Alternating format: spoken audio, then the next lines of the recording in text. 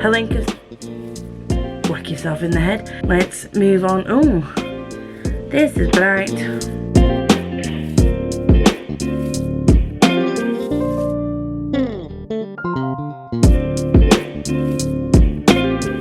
Hi guys, welcome. You're a bit zoomed in today. Don't know if I like this, but there we go. Can't see the top of my head, but welcome.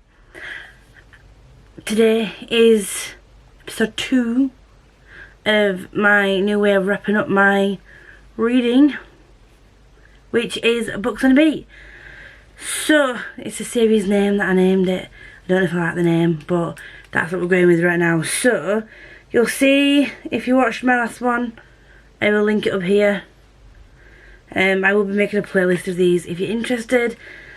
I am going to be doing my makeup today, but I'm doing my eyes first, and I'm using pigments out of pots, so there's going to be a bit of a mess. So I haven't done my face first, do my eyes first. I may regret this, because although last month looked weird, because it was like a trust the process type of situation, this month it's going to look even weirder, because I'm going to have a full, bold eyeshadow look before I do my face. So, bear with. So, you don't need to see me talking through this bit. It's the same thing I used before. It's the P. Louise Shade 2. It used to be called Rumour, didn't it? It used to be called Rumour, but, oh no. Yeah, the Rumour Shade 2 base. I need to get a new one of these, but I'm just going to speed through this bit. You don't, just to preface this as well, any products I use, you don't have to use some of the expensive eyeshadow palettes and stuff I use. You can use any brand. Just throwing it out there. If you want to recreate this look, tag me in it. I'd love to see it. So yeah, I'm going to keep going.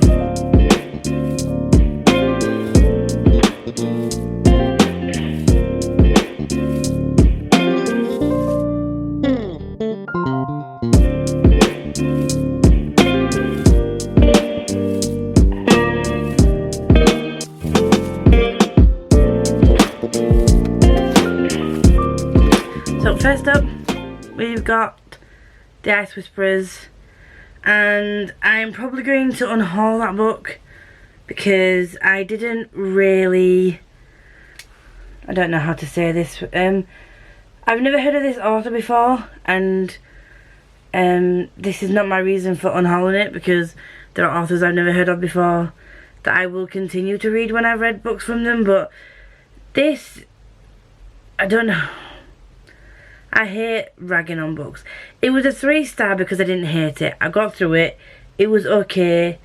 But it was one of those books that, it was, the relationship between their sisters was lovely. To see the relationship grow. It was really, really nice to see that. So I didn't tell you what this is.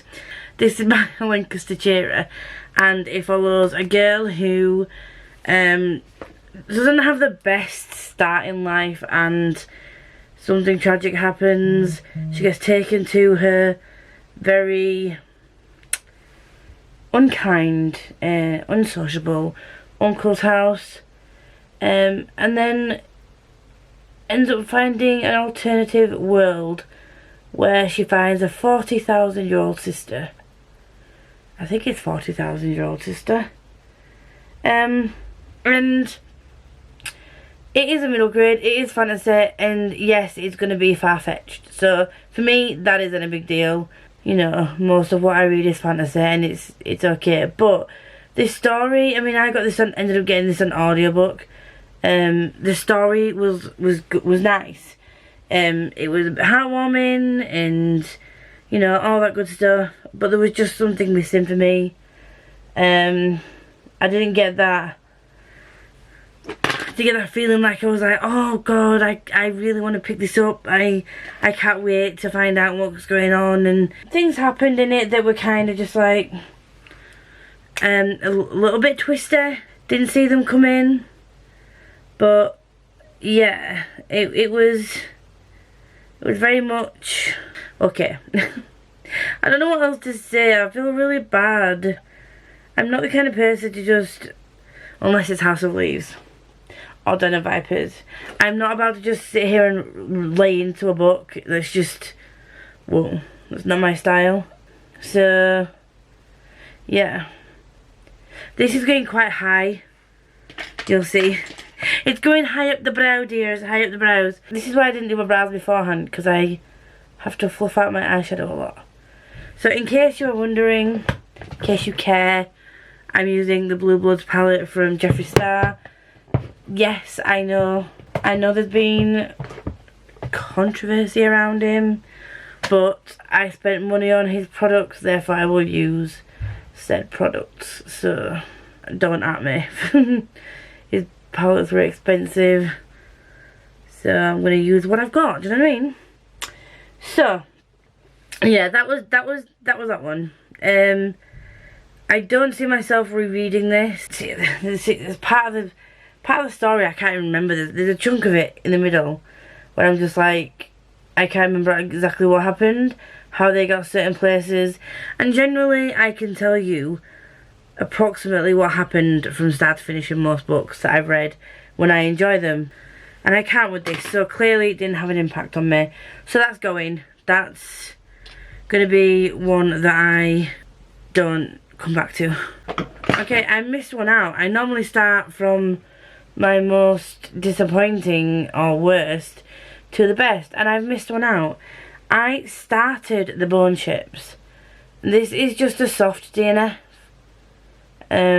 But at the time, I don't know if I was going into some kind of fantasy slump or what. I just couldn't get my head around it. It was very jarring way of writing. It's not the type of writing style I'm used to, and maybe it's one of those books that I don't read during a readathon month. If there ever is such a thing in my life, I highly doubt it. Maybe at some point. I really want to read this for Cassidy's read along book club, the Backlist book club. I will leave a link down below. I really wanted to read this for her book club, so I was so excited because we have a lot of similar tastes in books. So I was just super excited to read this, and then unfortunately it just didn't hit right. And it could be me, it could be the book, it could be both, it could be neither. Just, we don't know if we meld yet. We don't know if we can work well together yet. But we'll see. I will give it another go at some point. However, when that point is, I do not know. I wanted to try it again in March, but if you've seen my March TBR, you know that that is not going to happen. I've already diverted off my TBR by 2 books, which equate to like 1,200 pages. So I need to get back on track, which I'll be doing tonight after I've done this look. So, the blue on the Jeffree Star one, I'm not going to lie, is a bit patchy. So I'm going to go and, unfortunately, I think this brand is no longer a thing. If this brand is still a thing, because a lot of my makeup for a period, I got through a lot of indie brands I worked with when I used to do Facebook Lives. If you go on my Lisa Marie MUA page, you can probably find some kind of lives that I used to do with some old friends on there, like a makeup tutorial type things. So if you're interested in that, go check that out. So I used to work with a lot of indie brands. Unfortunately, some of them haven't lasted the distance. So I don't know if this brand is still active, but it's Lindsay Douglas MUA. And I'm just gonna go in and brighten up. See what I mean? Can you see? I don't know if you can see. My camera's not the best quality for things like this, and I really should have thought of that before starting videos like this. But it just gives it that little bit more of a pop, hence why I didn't do my base makeup, because the fallout on loose pigment is absolutely crazy, but so worth it. So worth it. So that is the dead on that, people. So the Bone Chips is a soft DNF. Soft DNF. And the rest of what I read was 4 and 5 stars. So, yay for me. I did finish a January book at the beginning of February, which was A House at the Edge of Magic, and I gave this 4 stars. I really liked it. Again, this was kind of me in a slumpy type of situation, which is not like me. I don't slump on middle grade normally, but I knew from the start of February I was in a bit of a slumpy mood. I really should have given you my stats before this, shouldn't I? Do you want me to give stats on my overall reading, or do you want me to just chat? Because I'm happy with either. I just don't want people to get bored. So if you'd like me to start telling you how many total pages I read and give you a few stats, I will do that at the beginning of the video before we start in the makeup. Just let me know. So yeah, end of January, finished this, beginning of February. Read the last couple of, last part of the book. I really enjoyed it. It was whimsical, it was fun. It follows a girl called Nine. She's a pickpocket who lives in an orphanage, and she picks the wrong pocket and gets involved in this very whimsical house, and these people, I'm not explaining it very well.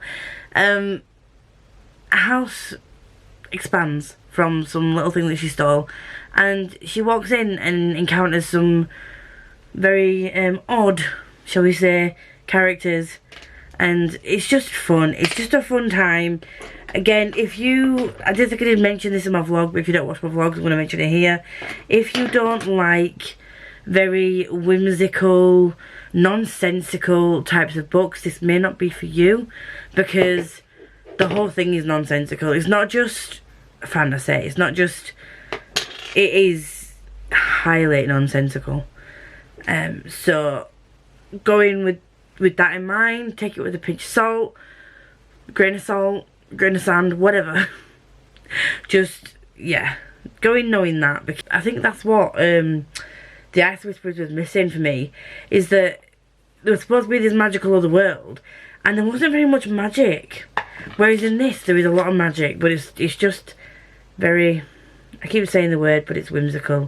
Do you know what I mean? So I'm going, because of this bit here, I'm just going to pop on some more base to make it a little bit stickier. And that's what she said. So the pigment will pop a bit more, because it started to blend over the blue. Do you know what I mean?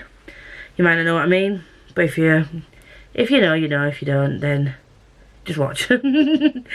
I really enjoyed it. I'm moving on to the second book. Probably going to be in April at some point now, but I want to continue with the series. And I'm sorry, I forgot to tell you that this is by Amy Sparks. Amy Sparks, love it. It was lovely. It was lovely, lovely, lovely. It was lovely. The next book is Shadow Service. It's right at the bottom of this stack, and I'm not going to get it. I'm going to pick up the next book that I'm going to be talking about after Shadow Service and just plop that on top. So, Shadow Service is a graphic novel series that I was introduced to through Black Crow PR, and I will leave the books, the graphic novels, are linked below.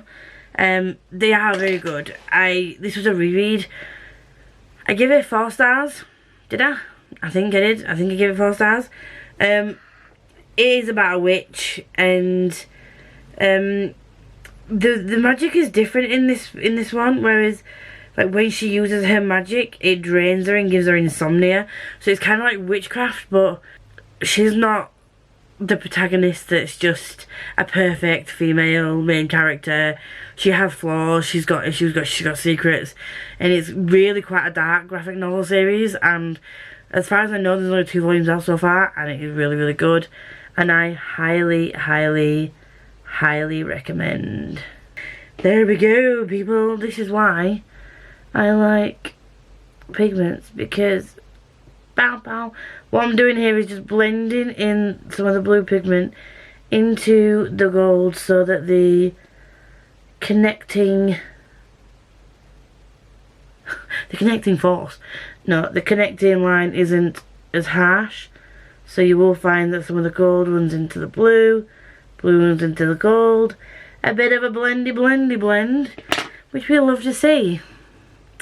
It looks pretty harsh on camera still, but I will bring you up closer in un momento, por favor, because you are currently behind lots of makeup brushes and stuff, and I'm going to break some of it, so I'll show you at the end close up what it looks like. Not much more to say about that because it was just volume 1 in the series, and they are pretty short graphic novels. I will be moving on to number 2 shortly.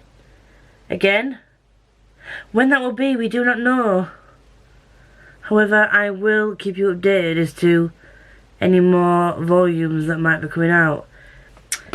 Yeah, so, next up, another 4 stars, Missing of Claire de Lune by Christelle de Bose. Originally translated from French. This is a series, this is the second book in the Mirror Visitor series, where it follows Ophelia, who lives in a world where God seemingly threw a tantrum and smashed the world into many different arcs, and each of these arcs over time has got their own traditions and religions and ways of working and their own house spirit. And Ophelia lived on an arc where they liked a bit of kissing cousins, a bit of interfamilial relationships, and that as long as you were a good societal girl, they'd marry you off to your cousin and everything. It was a bit ridiculous, to be fair. A family, and these, well, it wasn't really a family, it's these people, I keep forgetting what they're called. I will write the name below if I remember. These people that sort of like run the arc, help the family spirit keep control of things, have decided that because she refused to marry off within her own family and arc, that she was going to be shipped off to create a political relationship, a political alliance between them and a very snowy, stony, thorny arc called, I can't remember what it's called the Pole. Is it called the Pole? I can't even remember anymore. The first book follows Ophelia as she tries to navigate the whole being married off to some guy that comes across as very, it's actually called Mr. Thorne as well. A very thorny character. He's very abrasive and abrupt, and she's not, it's not your typical sort of grumpy sunshine situation either, because she's not all sunshine. So it's a very fun dynamic to see. She's very unsure of herself at first, and I just love her character growth in this. I love how when she starts in book 1, she literally has no balls. She literally has no backbone. People tell her what to do and she's just very meek and mild, and in her head she's just like, go away, leave me alone, let me do what I want, and she'll say it all in her head, but she won't ever say it out loud. And for me, that was just, I just knew that she was going to eventually get the balls we needed her to get and just be like, do you know what? Fuck you. Do you know what I mean? And she hasn't said that as yet, but she's standing up for herself a bit more. So I'm hoping, my hope is that the longer these books go on, because there's 4 in this series, that the more the books go on, the more she's gonna stick up for herself, and you know, those balls will grow. I really need to not use that analogy anymore because it's just ridiculous. So yes, there's that. So all I've been doing whilst I've been talking to you, bear with. Okay, I'm gonna try and zoom you in to move it instead of moving you. All I've been doing is blending. Oh, this is a better situation, isn't it? I should have done this before, because I forgot. When I first started filming my YouTube videos before, I didn't have a camera, so I couldn't zoom in. So all I've been doing is just blending all these colours together, so that the lines between each of the colours is not as harsh. Because although we like to see differentiation between the colours, we don't like seeing harsh lines, guys. it just takes a bit of blending, a bit of brushwork. I will say that on this P. Louise base, blending is more difficult. So if you are a beginner with the whole makeup situation, I would go with a concealer, because it's easy to blend over a concealer. The whole point of this P. Louise base is that it is sticky, so that pigment pops more, but then that also means that the blending process is definitely a process. So that's probably the best I'll be able to do with those colours. Might just grab a bit more of the Jeffree Star one and try and... This is really awkward to talk and blend at the same time, because I'm trying to show you what I'm doing. It doesn't look like much, but then when you take a photo and, you know, and you see what you see when you see it, it's bloody brilliant. Bloody genius, I told her. So this is what I'm going to do for now, and then I'm going to do... I'm going to zoom you out again, because you don't need to see me that close up permanently, do you know what I mean? I'm going to go through a couple more books, head off, do my eyebrows and my base, and then come back and finish my eyes. I really enjoyed this. I do feel that this was probably, again, my faux pas.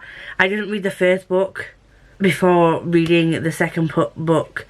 Like, that sounds, makes it sound thick. Obviously I did, but I read the first book last February for Polathon. I read this one this February for Polathon, so I left a year between books. And obviously last year I read over 100 books, so there were parts of the plot for this, and some ways it was quite significant parts I'd forgotten after literally just saying I remember a lot of what happens in books. But you'll have to forgive me though, it was like 12 months between the first and second book that I read. So next time, what I'm going to do is I'm going to wait till the book 4 is out on paperback, and then I'm going to binge read all 4 in succession, and probably tab along the way. I do feel the reason this didn't get 5 stars as well is because they are a bit long for what they are. So I love myself a long book, I do, but I feel like, I don't know if it's to do with the fact that it was translated from French, whether it means like the sentences were longer or the explanations had to be made longer because, you know, difference in the way the French... I don't know. I don't honestly know why. But it was very long, and parts of it did start to drag, become a bit tedious and non-eventful, and yeah, that for me was just a bit of a downer. I'm such an idiot. I'm looking at my co-pile of my ratings, and I'm like, where is this book? And one of the books I've actually read I haven't put on my co-pile, so it's in my stack. I will get to it in a second. So, Eva Evergreen, Semi-Magical Witch. I finished this at the beginning of March because I started a bunch of books in February and I didn't finish them all in time. So this was a very cute and cozy middle grade once again. It was exactly what I needed to get me, help me to continue to read, but without like fully slumping when I'd tried to read the bone chips. I couldn't get through it. This was a very, very good pick-me-up. And this follows a girl called Eva, obviously, who is a Semi-Magical Witch. So they call her that because, unlike a lot of witches, when she uses her magic, it drains her to a point where she can't use a lot of magic, but even the little magic she does drains her to a point where she falls asleep after she exerts herself. And with the first time I read that in the book, not gonna lie, it made me laugh. I like literally laughed out loud at that bit. I was like, did I read that properly? She falls asleep. So basically, this gives me very much Kiki Delivery Service vibes as well, which I'm not mad about, because Studio Ghibli. I've recently found out what Studio Ghibli, are you wonky? Studio Ghibli, I've always known what it was, but I've never watched any Studio Ghibli until recently. I know Jade from Jade Reads loves it, and she kept mentioning it, and I was just like, do you know what, I'll give it a go. And honestly, some of the ones that I've seen, the films that I've seen, so cute. And this gives me very much Kiki Delivery Service vibes, because that is a flame fox, and obviously she's like a novice witch. So she's going on a novice quest, so she has to travel to a place that's decided by a scroll that she had, but she exerted herself far too much doing some magic on the boat to her destination, and she woke up at the end of the line in a place called Otera, and she doesn't know if this is the place she's supposed to be, but the whole point of her quest is to be accepted by the mayor, and the mayor needs to sign off like an apprenticeship type thing, and she needs to be able to help somebody learn how to fly, and I think there's something else, so she needs to do 3 things. And it was just really, really cute, and again, something I really needed after one of the books I read was a little bit much, I tell thee, and we'll be coming on to that next. I would recommend that if you enjoy a nice middle grade book, as Gavin would say, this would be one for you. Just gonna clean up underneath my eye because fallout is a real thing, and we don't like fallout underneath the eyeballs. Bear with me 1 second. I'm back again. This book got 4 stars. I'm surprised it got 4 stars because my enjoyment of this, I can't really say that I can give it a 10. I can't really say that I really enjoyed this book. Trigger warnings, there are trigger warnings in the beginning of this book anyway, but trigger warnings for suicide ideation, suicidal thoughts, self-harming, eating disorders, there's quite a few trigger warnings for this, so please look these up before reading the book. So this follows Tori, and this is the sister of Nick. No, she's not. She's the sister of Charlie from the Heartstopper novels. So if you've read the Heartstopper graphic novels and it follows Nick and Charlie, this is Charlie's sister. And when we first meet her, she doesn't know what's going on. She just knows that she doesn't really have a zest for life. She's not really bothered about much of anything. She can't remember the last time she was really interested in anything. This is where we start off. And throughout the book, I'm not obviously going to tell you spoilers, but we follow Tori. She meets a guy called Michael. Again, also trigger warnings for like not so healthy relationships either. Tori meets a guy called Michael when she's following clues for this thing called solitaire. She doesn't know what it is. Nobody knows what it is. But this random person or people naming themselves solitaire turned up, and she tries not to be intrigued, but she is.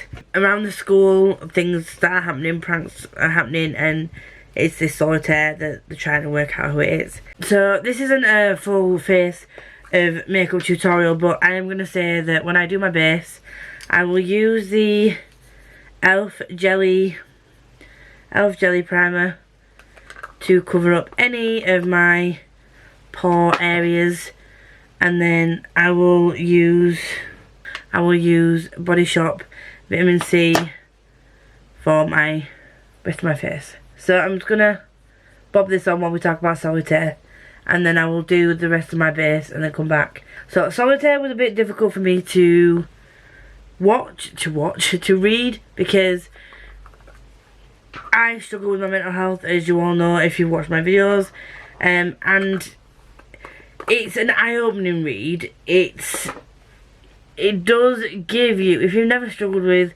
depression or anything like that, it does give you a realistic look at a person's life who struggles or is experiencing depression, and who doesn't necessarily know that they are depressed, doesn't understand what these feelings are that they've got, but they just know that they're just not happy. So it is very eye-opening, but also, again, triggering. Like I said, it can be triggering. It's a read that as much as I say that I can't say I enjoyed it, I would reread it because it's a reminder for me. You know, bad shit happens. But just because you do deal with mental health issues doesn't mean you can't be happy and you can't have a life. You know what I mean? So, yeah, there's that. I don't wear a lot of foundation, you'll notice. And this, just in case you're interested, is the Body Shop Light Sahara 30 Fresh Nude Foundation. I'm not gonna sit and do this all in front of you, because I'm gonna do my whole face. I'll come back for the rest of the eyeshadow in a bit. Okay, so can you tell I've got my face on? Can you tell I've got a face on? Ba-da-da-da, ba-da-da-da-da, boop boop. So the rest of the books that I have, the reason I haven't done a, I say I haven't done a bright lip, but this is more peachy than I wanted it to be. We're just gonna go with it. We're just gonna go with it because can't be asked changing my lip colour, but there we go. We have we still have a few books to go, and I don't know in which order I want to give you these. So these are all 5 stars, but in no particular order is what I'm gonna go. I also forgot to mention that I started Threat of Shadows by J.A. Andrews. Put a picture here. Haven't finished it yet, but I haven't failed my TBR because I class passing as starting the books within the month. So if this gets out, I read this right at the beginning of the month, and it was difficult to read physically alone, but I really enjoyed it. And the reason I got 5 stars because of these 2 boys here, Ruben and Zach. This is a book that made me feel things because the way these 2 boys were treated.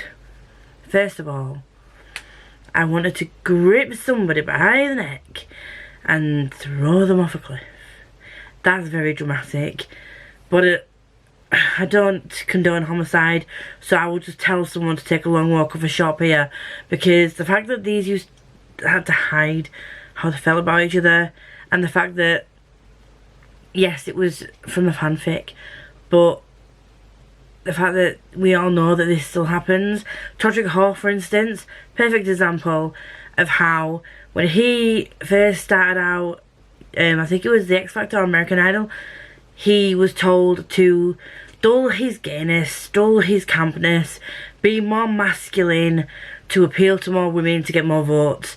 The bare bones of what he was told, and you know, we all know how amazing Todrick is. So can you imagine if he let his shine be dulled, like, and didn't come out and just be himself? So we know that it happens in real life, so I think that that connection to what we know happens in real life and the way that these boys are treated, the way that Ruben and Zach had very much realistic up and downs. One was struggling with his identity, one was, I think it's Ruben. Ruben is the one that's out, and Zach is the one that's struggling with how he feels. It was just great. Once I'd got the audiobook for this, I think it was just a slow read because I'd be reading it for a while thinking, oh, I've got loads done, and I'd read like 15-20 pages, but the writing is so small and it's very thick for a contemporary. So yeah, there was this. I really enjoyed it though, would recommend, but yeah, at times it does make you feel things, and not all those things are nice. So love to see it, but as I've always said, if you can make me feel things as an author, then you're on a good start. Next up, we had Frostbite by Rochelle Mead. This is book 2 in the Vampire Along, in the VA Along, should I say, which is being run by Liv from Living Bookland or Living Magical Bookland, depending on where you know her from. And this book made me sob, and I've been told that it's just going to get worse, so thank you Liv and thank you Rochelle Mead. This follows a girl called Rose who is called Dampiers, which is part vampire, part human, and she lives in a world where Moroi are normal vampires who go to school, and they still can't go out in the daylight, but they go to school and live a relatively normal life, can you say that? And then they've got the Strigoi, who are soulless, rampaging vampires that just want to kill everything, and they're trying to fight against the Strigoi. And Rose is a guardian in training, and she's got a bond with a girl called Lisa, and it's about their friendship as well as the trials and tribulations of teenage love. It's just a really really fun way, and something happened in this book that I didn't expect to happen. I was shooketh to my chorus, and I didn't know what to do. It was a moment, or a few pages actually, of me crying into my book. Next up we have Frostblood, and oh my frickety frack was this amazing. Look how floppy it is. We love a flooper. We love a flooper. So this was amazing. Absolutely amazing. I don't know why I didn't pick this up before. This was a Becca Rec. And yeah, this is by Ellie Blake, by the way. So that follows a girl called, I'm going to carry on doing my makeup because I forgot about makeup is what I did. This follows a girl called Ruby who lives in a world where she is a fireblood in a world of frostbloods. It is illegal to have her magical powers, and isn't it always? And I was very dubious about this going in initially. I was excited, but we all know what it's like to have like the chosen one trope. And if it's not done well, it can turn a book from what could potentially be a 5 stars into a 4.3 or like, you know, worse. So I saw that Becca loved this, and for the most part, me and Becca have the same or quite similar taste. We all know what series she didn't like and had the very, very wrong opinion of, but we're not going to mention it. And I was hoping that I would really, really like this too. So I'm just going to go in, I'm just going to zoom you in while I put my eyeliner on. I'm not going to do a wing, I'm just going to line my eyes because mascara and lashes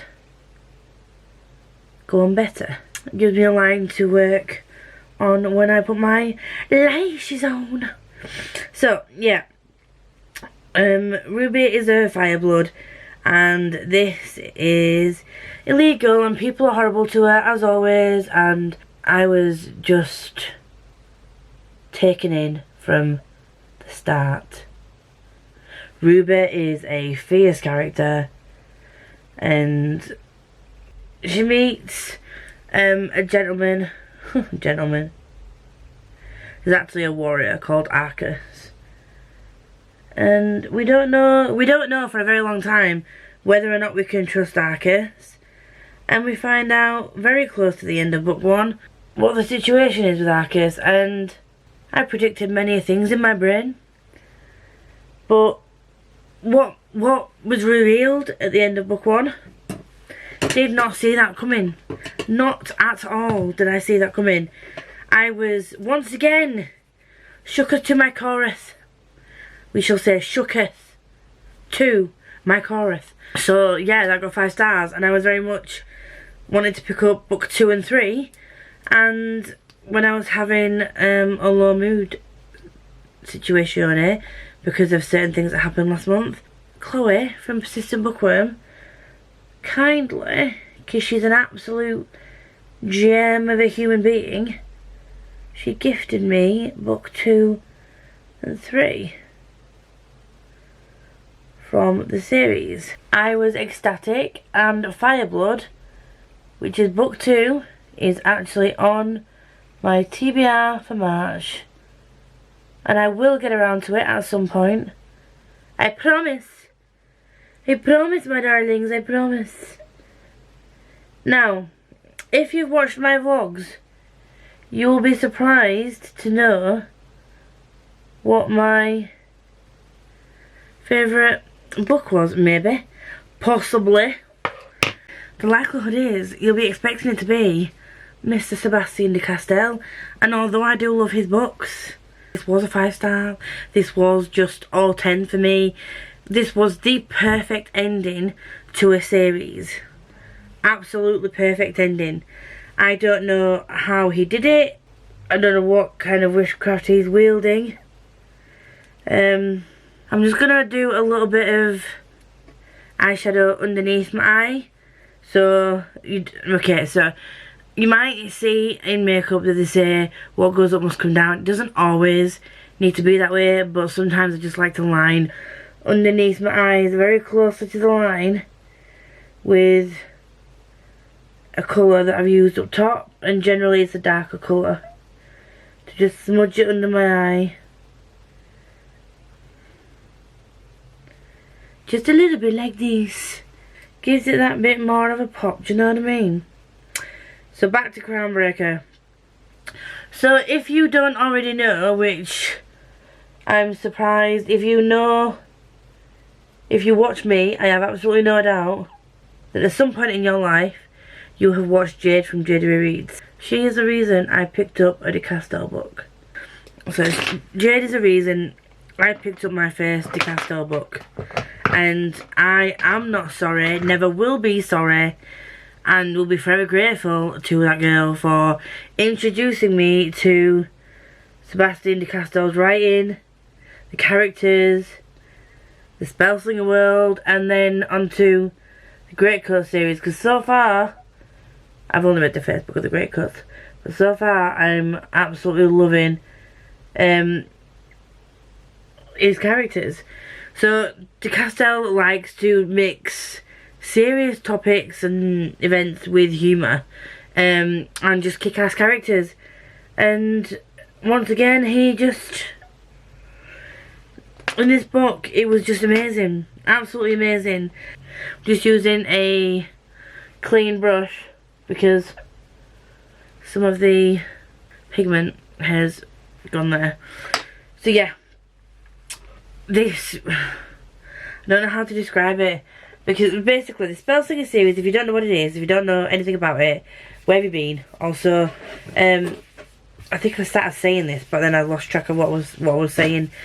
It follows a boy called Kel right at the beginning of the series, the 6-book series, that on his 16th birthday he is supposed to undergo a trial to get his mage's name and become an official mage, spark his bonds, be part of the clan, you know, following his good old daddy's footsteps, you know what I mean? But no. Poor Kel. Instead of his magic growing, it's dulling, it's dimming, it's dying. You don't understand why, because the way that they wield their magic is they form these somatic shapes with their hands, and he knows them to a T. You know, you tell him a somatic shape to do, and he'll be able to do it. But the magic that comes forth from said somatic shape he can't do, and he gets a bit frustrated, and yeah, things happen. Oh, in his world as well, if you can't wield magic, you're basically shunned, and you are called a Shartep instead of a Jantep, and the Shartep are treated like slaves basically, and I absolutely hate that part of the book. I hate the way that people without magic are treated. I hate the discrimination. Well, I hate discrimination in any book, but you know what I mean? I really hate it. Really, really hate it. In comes Ferius and Ricus, and the adventure begins in Spellslinger. And oh gosh, 'twas an adventure. So many ups and so many downs. And I would just like to say, fuck my face. It was such an amazing ending. I absolutely just, chef's kiss. That's the that on that. I can't really say much more than that because it's 6 books in a series. Do I need lashes? I'm not going to put lashes on. Do I need lashes? Shall we put lashes on, ladies and gents? Shall we? We shall. Shall we just make it this bit more bougie and just put some beasts on? Shall we? Shall we? Shall we? We shall, dear. So next up we have Little Thieves by Margaret Owen. This was an absolute bloody ride, children. Bloody ride it was. It was amazing. I did not know what to expect going in because I saw the Illumicrate version and I saw someone read the synopsis and I was like, ooh, do I get it? Do I get it? And then I was like, yes, I will get it. And then I got it. And now I wish I'd got the special edition from Illumicrate because it's just so good. And it follows a girl called Vanya, who I seem to like books where children are abandoned. or somebody's childhood is ruined in some way, because this girl, she was the 13th child, I think that's how it works, and her mother thought she was cursed. So she takes her to the gods of death and fortune and says, take her. So they do, and then they raise her as their own, and then one day they decide that they're going to make her choose to be a slave to death or a slave to fortune for the rest of her life. And poor Vanya thought that she was their daughter, not someone to be turned into a slave. So this sets off in motion Vanya having a double life. She serves the princess, and she decides, fuck this princess doesn't appreciate her life, I'm going to take it from her. So she does. She takes the life of this princess and lives a double life. Oh, fuck you, battery. Sorry, I had to change you there, dears. I don't know if you're still in the same place or if you've moved, but here we are. So yes, Vanya takes the life of this princess, and then becomes a jewel thief as well, because she wants to get enough money, get up out from underneath the gods of death and fortune, and be her own damn woman. She steals from the wrong person. As always, she steals from the wrong person, and then she's cursed. She's cursed and she doesn't know what to do. So she needs to try and undo this curse before she dies. So this is really good. There's a character called Emmerich that comes into it, and he's an investigator. And not gonna lie, the book could have done without. I would have still enjoyed it just as much without the love interest. However, 'tis YA, 'tis seems to be a given that every single YA book in the history of man needs a love interest. Because why not? So, yes, it follows Vanya and Emmerich, and there's a character called Ragnar. My god, I need a Ragnar in my life. Not gonna lie, was just absolutely just, she's such a character, and I really just wanted to squeeze her. She's so naive, and it made my day. It made my absolute day. I said day, a couple of days reading that. So yeah, that got 5 stars. So, last 2 books of the month. City of Bones, this got 5 stars, but this didn't just get 5 stars because of the nostalgia like book 1 did. Book 2 for me got 5 stars because she stepped up her game in this book. It was very much, the gears were just like, do you know what I mean? You know what I mean? No, it was just, you all know what the model interest is about, so I don't think I need to tell you. But this shocked me at times, to points where I was literally shouting down the voice note, shouting down the phone on voice note to Liv and Becca, being like, please tell me this doesn't happen, please tell me this doesn't happen. If this happens, I'm doing nothing in this book, this series, I'm never picking up a Cast Club again, please tell me this doesn't happen. And yeah, so there was that situation.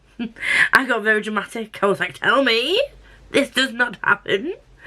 Yeah, so Liv was like, I am going to spoil this for you, but I want you to tell me in writing that you want to get spoiled for it. So I had to write in the chat, like, I want to be spoiled. So she'd spoiled it for me. But in a good way, because, yeah, certain things I can't do within books, and that was one of them. So, there we go. That was that. And then, can you tell what makeup look this is? I'll give you a couple of seconds to put in the chat which book you think was the one of the month for me.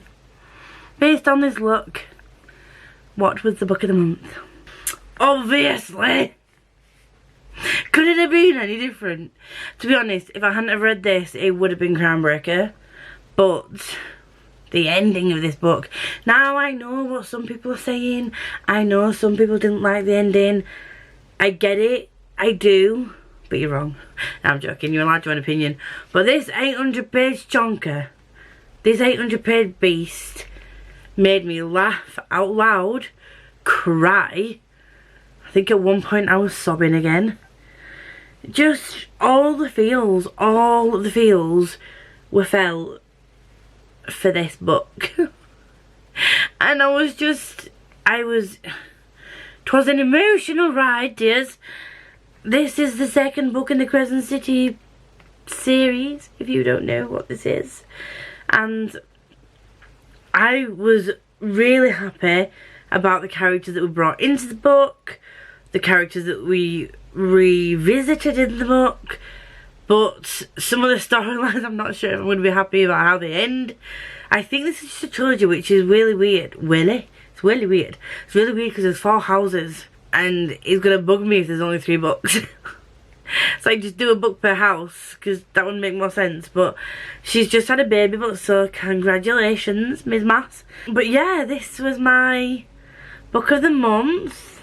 I don't know what else to say other than I'm shooketh. And I can't believe we're going to have to wait probably at least a year for book 3, because she's just had a baby. So unless she's already more or less finished book 3, which I really doubt, the likelihood is we're not going to see it for a while. So does this mean I'm going to have to reread House of Earth and Blood and House of Sky and Breath at some point? Yes. Am I mad about that? Not at all. I'm just gutted I didn't get the tour editions of these or any special editions of these. I got the Waterstones exclusive edition with the extra chapter at the end, but I forgot to get the signed edition because that is me. I'm an idiot. But it is what it is, and this was my book of the month. I'm going to zoom you in. This is the Luke. And I did a little heart there, I don't know why. Could have done a crescent, that would have made more sense, but I just thought, go with it. Go with it, Lisa, you want what you want. So now I need to edit this beast of a video. The only downside of these videos is that they take so fucking long. I will try and speed them up as much as I can. I thought that this blue look was going to look absolutely ridiculous with this orange hair that was supposed to be red, but we're not gonna go into that. But yeah, it doesn't. It actually looks okay. So yay for me and my orange hair. So there we go. This was my Books on a Beat episode 2. If you have any feedback, any suggestions, if you have any other ideas on books that I could do looks inspired by, then leave them links down below. I will try and get a little bit more artistic as I get used to using makeup again, but at the moment I'm just going to do sort of like basic looks until I can get into the swing of things. But yes, any ideas, please leave them down below. Any feedback at all will be very much appreciated. It is still new. Would you like me to include my overall stats as well, or do you just want me to just do my makeup chat and then see my final book, that kind of thing? Please let me know what you'd like. I really appreciate it. And until next time, I haven't said this in a while, stay happy, stay safe, and I will see you all very soon. Bye. Shall we get a thumbnail? Shall we get a thumbnail? Shall we get a thumbnail? Shall we get a thumbnail?